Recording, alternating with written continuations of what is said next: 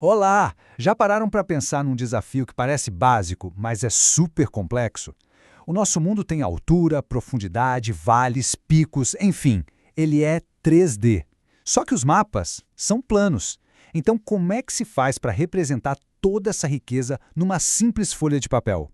Pois é, essa é a grande pergunta. Parece até um quebra-cabeça impossível, né? Como colocar uma coisa gigante como uma montanha numa superfície de só duas dimensões? É exatamente esse mistério que a gente vai desvendar agora, juntos. E a resposta para isso, olha, é uma daquelas soluções geniais de tão simples e elegante. A ideia não é espremer ou achatar nada, mas sim traduzir. A solução é, na verdade, uma linguagem visual, quase um código feito de linhas, que permite que a gente veja o relevo sem ele estar fisicamente ali. Ok, vamos entender isso melhor. O primeiro termo que a gente precisa conhecer são as curvas de nível. Para ficar fácil, imagina que a gente fatiou uma montanha em várias camadas no horizontal, que nem um bolo de aniversário. Cada uma daquelas linhas no mapa representa a borda de uma dessas fatias. E o mais importante, todos os pontos em uma mesma linha estão exatamente na mesma altura. Tá, mas como a gente sabe a altura de cada linha? É aí que entram as cotas altimétricas. São basicamente os números que dão sentido às curvas de nível. Uma linha pode ser a de 100 metros, a próxima de 200, e por aí vai.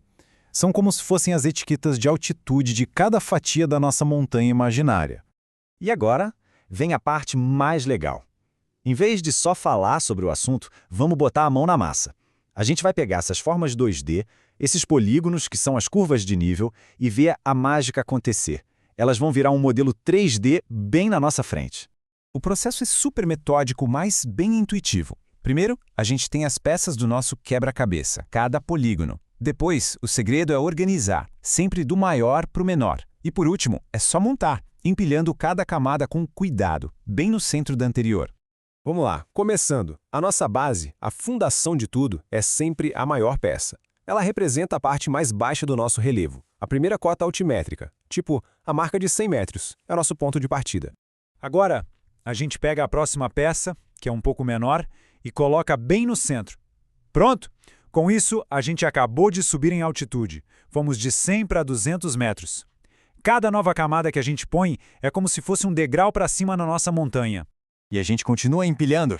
E a regra fica muito clara. Conforme as peças vão diminuindo de tamanho, a altitude só aumenta. 300 metros, 400 metros. O cume está chegando. A forma já está ganhando vida. E voilà! O que antes era só um monte de pedaço de papel plano, virou uma representação física, tridimensional, de um relevo. É quase mágica se a gente parar para pensar. Nós literalmente construímos uma montanha a partir de um mapa. Beleza, construir o modelo foi muito legal para entender a ideia. Mas o verdadeiro poder disso tudo é fazer o caminho inverso. Olhar para um mapa plano e conseguir enxergar essa montanha na nossa cabeça. Vamos ver agora como ler os segredos que essas linhas contam. E aqui está o pulo do gato. A distância entre as linhas de estudo. Onde as linhas estão bem grudadinhas umas nas outras, significa que a altitude muda muito rápido, ou seja, é uma encosta bem íngreme. Já onde elas estão mais espaçadas, a subida é bem mais gradual, um relevo suave. Olha, se tem uma coisa para guardar de toda essa nossa análise, é isto aqui. A proximidade das linhas mostra a inclinação. É uma regra de ouro, muito simples, mas que muda completamente o jeito de ler um mapa topográfico. Linhas juntas, subida difícil. Linhas separadas, passeio no parque. Agora, vamos pensar um pouco para aplicar esse conhecimento. Imagina que choveu em cima dessa nossa montanha. Em que parte a água da chuva ia descer com mais velocidade? Exato, com certeza ela ia escorrer com muito mais força onde as linhas estão mais próximas, ou seja, na encosta mais íngreme. É pura física, a gravidade ali age com mais intensidade. Tudo bem, isso é um jeito genial de entender mapas. Mas por que essa habilidade é tão importante na vida real?